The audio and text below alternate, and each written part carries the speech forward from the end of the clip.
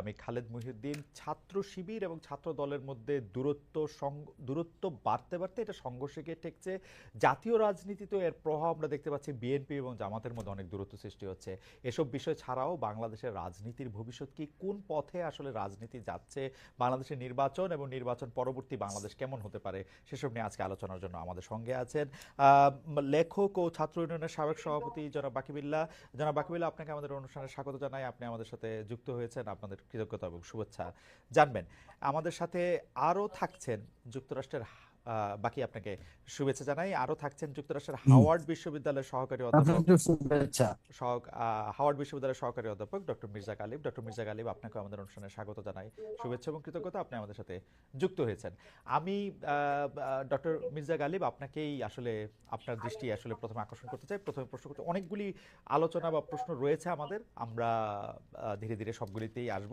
শুধু আপনাকে আমি দেখছিলাম যে আপনি আপনার সোশ্যাল মিডিয়াতে একটি পোস্ট দিয়েছেন, সেটি অনেকটা এরকম যে যেখানে আপনি প্রশ্ন তুলেছেন যে 15 বছর ধরে বেগম জিয়া যখন ফেসিস্ট হাসিনার জুলুমের শিকার হচ্ছিলেন, তখন ছাত্রদল আসলে কি কাজে লেগেছে, ছাত্র মানে আওয়ামী লীগের বিপক্ষে কোনো বড় আন্দোলন করতে কাজে লেগেছে কিনা, সরকারকে নাড়া দিতে পারবে এমন কোনো আন্দোলন করতে কাজে লেগেছে কিনা।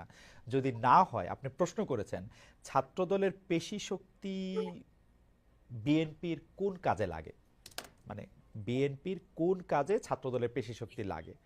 আমি এই প্রশ্নটার ব্যাপারে আপনি নিশ্চয়ই 1-2 মিনিট বা 30 সেকেন্ড একটু মন্তব্য করুন। আমি এই প্রশ্নটা এমনও করতে চাই, জামায়াতের জামায়াতের কোন কাজে শিবিরের পেশি শক্তি লাগে, ডক্টর মির্জা গালিব। খালেদ ভাই, ধন্যবাদ। প্রথমে ধন্যবাদ আমাকে ইনভাইট করার জন্য, এবং বাকিবুল্লাহ ভাই, nice to have you here. আমি আমি যেটা লিখতে চেয়েছি, এবং যেটি খালেদ ভাই আপনি প্রশ্নটা তুলেছেন, আমি যদিও ছাত্র দলকে সামনে রেখে এই প্রশ্নটা তুলেছি, কিন্তু ইকুয়ালি এই প্রশ্নটা ভ্যালিড ফর জামাত ইসলাম এবং ছাত্র শিবির, যে ছাত্র শিবিরের পেশি শক্তি জামাত ইসলামেরও কাজে লাগে কিনা। তো ফ্রেমওয়ার্কটা কি দেখেন, ফ্রেমওয়ার্কটা হলো যে বাংলাদেশে ছাত্র রাজনীতি সম্পর্কে আমাদের একটা পারসেপশন আছে। পারসেপশনটা হলো যে বড় রাজনৈতিক দল তারা চিন্তা করে যে ছাত্র সংগঠন যদি ক্যাম্পাসে খুব স্ট্রংলি অপারেট করে, তারা যদি শক্তিশালী হয়, এই যে তাদের পাওয়ার পলিটিক্স, এই পাওয়ার পলিটিক্স তাদেরকে ক্ষমতায় থাকাকে নিশ্চিত করে, এবং তারা যদি বিরোধী দলে গিয়ে স্ট্রাগল করে, এই পাওয়ার পলিটিক্স তাদেরকে হেল্প করবে।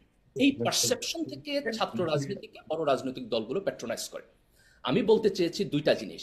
এক, যে বাংলাদেশের সমসাময়িক রাজনীতি যদি আপনি দেখেন, এবং বিশেষ করে জুলাই অভ্যুত্থানের পর, ডক্টর গালিব, ডক্টর গালিব, আপনি কি আপনার, আমি বুঝতে পারছি না যে